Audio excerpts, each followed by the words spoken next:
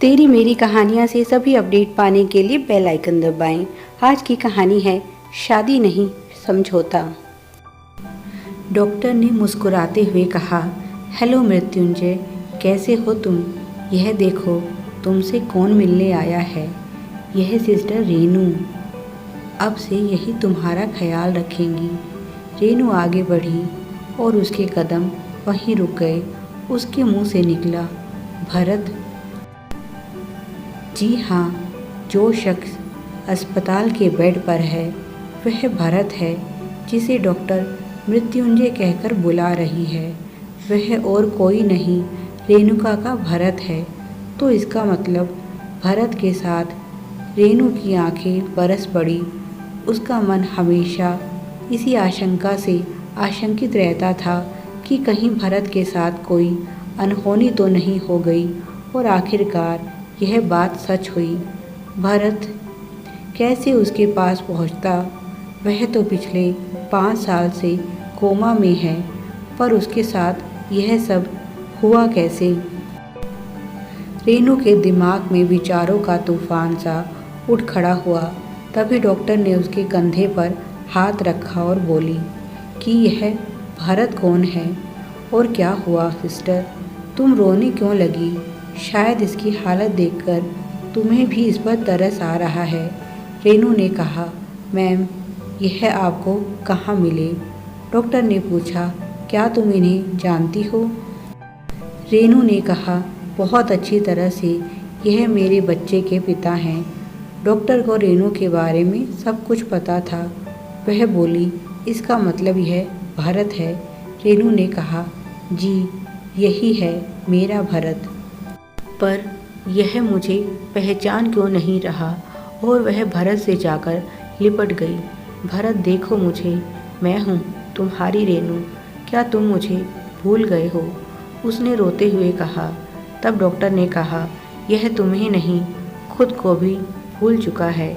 इसकी उस एक्सीडेंट के बाद याददाश्त जा चुकी है। फिर डॉक्टर ने उसे पूरी कहानी बताई कि किस तरह से भरत उन्हें एक रात सड़क किनारे पड़ा मिला था। उसका एक्सीडेंट हुआ था और कोई भी उसकी मदद के लिए आगे नहीं आ रहा था। किसी ने उसका पर्स और बाकी चीज़ें भी निकाल ली थी, उसे मरा हुआ समझकर। पर जब हमने पास जाकर उसे देखा तो पता चला उसकी सांसें अभी भी चल रही थी। हमने बिना देर किए उसे अपनी गाड़ी से हॉस्पिटल पहुंचाया। उस समय हम दोनों पति पत्नी एक सेमिनार के सिलसिले में कानपुर आए हुए थे। इसे हॉस्पिटल पहुंचाने में बहुत देर हो गई थी, जिसके कारण यह इलाज के दौरान कोमा में चला गया। इसकी जान तो बच गई, पर इसके होश में आने की आशा बहुत कम थी। हम तो इसके बारे में कुछ भी नहीं जानते थे। हमने नज़दीकी पुलिस स्टेशन में भी इसकी जानकारी दी, पर इसके बारे में जब कोई जानकारी नहीं मिली और ना ही कोई इससे मिलने आया, तो हम इसे अपने साथ ले आए। तब से यह इसी अस्पताल में है। हमने अपनी तरफ से सारी कोशिशें करके देख ली, पर कुछ फ़ायदा नहीं हुआ। इसने मौत को तो मात दे दी थी, पर अभी ज़िंदगी से यह कोसों दूर था। जिंदा होकर भी जिंदा नहीं था। मेरे छोटे बेटे की मौत भी एक एक्सीडेंट के कारण हुई थी, इसीलिए मेरी ममता इसे देखकर जाग उठी और हमने इसे अपना बेटा मान लिया। तब से हम अपने बेटे के होश में आने का इंतज़ार कर रहे हैं। रेनू बोली, पता नहीं मैं किन शब्दों में आपका धन्यवाद कहूँ। आपने मेरे भरत को बचाकर मुझ पर बहुत बड़ा एहसान किया है। पहले आपने सब कुछ जानते हुए भी मुझ बेसहारा को सहारा दिया, और अब मेरे भरत के लिए आप इतना सब कुछ कर रही हैं। आप सचमुच डॉक्टर के रूप में भगवान हैं। डॉक्टर बोली, नहीं रेनू, यह तो हमारा फ़र्ज़ है, पर तुम दोनों के साथ बहुत बुरा हुआ। पर मुझे लग रहा है जैसे अब तुम्हारी परीक्षा की घड़ी समाप्त हो चुकी है। देखो, तभी तो तुम दोनों फिर से मिल गए। तुम जानती हो, यह भी एक संयोग ही है कि जिस दिन तुमने इस हॉस्पिटल में कदम रखा उसी दिन भरत को होश आया। डॉक्टर की बातें सुनकर रेनू बहुत दुखी हुई कि उसने व्यर्थ में भरत पर शक किया। वह बेचारा तो खुद इतनी बड़ी मुसीबत में फंसा हुआ था। वह बोली, मैम, अब आप चिंता मत कीजिए, मैं भरत के लिए अपने जी जान लगा दूंगी, पर इन्हें ठीक करके ही दम लूंगी। मुझे मेरा भरत मिले ना मिले, पर आपको आपका मृत्युंजय ज़रूर मिलेगा। डॉक्टर बोली, मुझे तुम पर पूरा विश्वास है और मैं ईश्वर से यही प्रार्थना करती हूँ कि यह जल्दी ठीक हो जाए और तुम दोनों के जीवन में खुशियाँ भर जाए। उस दिन के बाद से भरत की सारी जिम्मेदारी रेनू पर थी। उसका बहुत ध्यान रखती, उसे पुरानी बातें याद दिलाने की कोशिश करती, पर भरत को कुछ याद नहीं आता।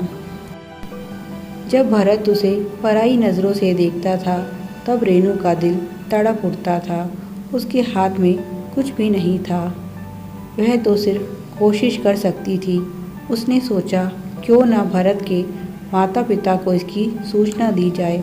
फिर उसने सोचा, अगर मैंने भरत के माता पिता से संपर्क किया तो हो सकता है विश्वास को मेरे और चिंटू के बारे में भी पता चल जाए, क्योंकि वह उन पर नज़र रख रहा होगा। और उसने यह विचार त्याग दिया। वह दिन रात भरत के ठीक होने के लिए ईश्वर से प्रार्थना करती है और खूब मेहनत करती।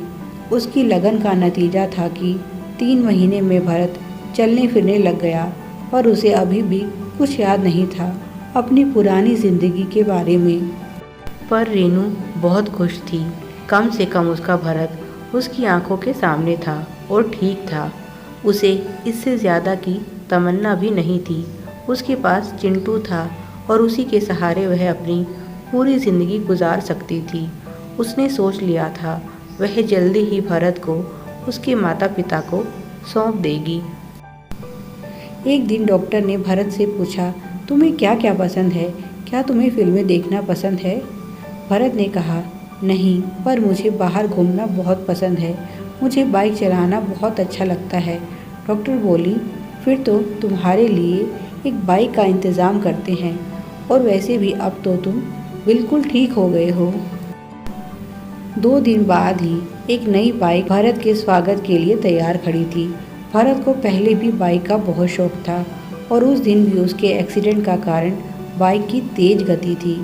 उस दिन वह बहुत खुश था और अपने और रेनू के भविष्य की नई योजनाएं बना रहा था। उसे विश्वास ही नहीं हो रहा था कि वह पिता बनने वाला है। वह इसी खुशी में अपनी ही धुन में जा रहा था कि अचानक से उसकी बाइक के सामने एक युवक आ गया।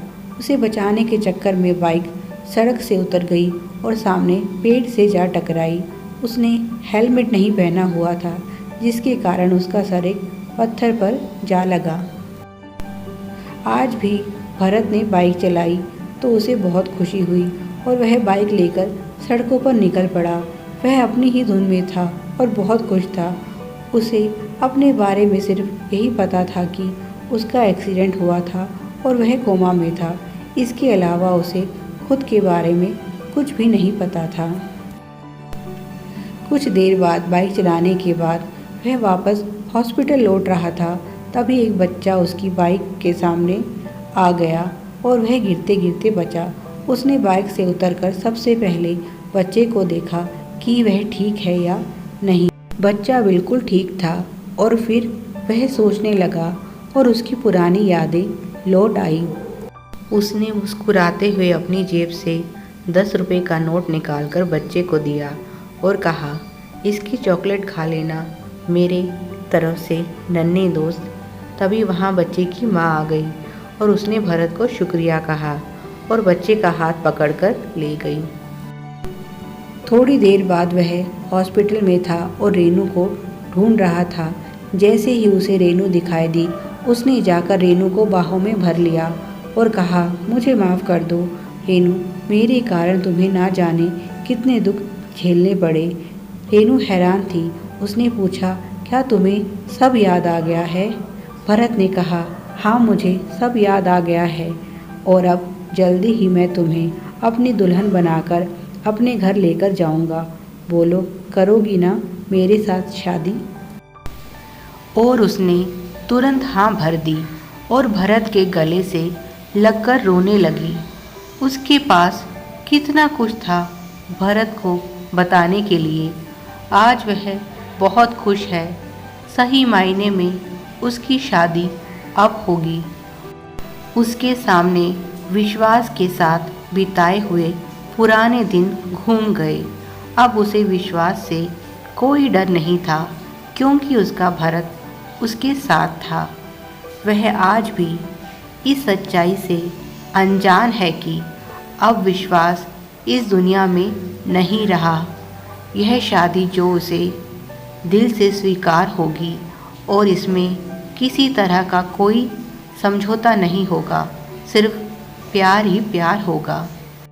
Please like, share and subscribe. Thanks for watching.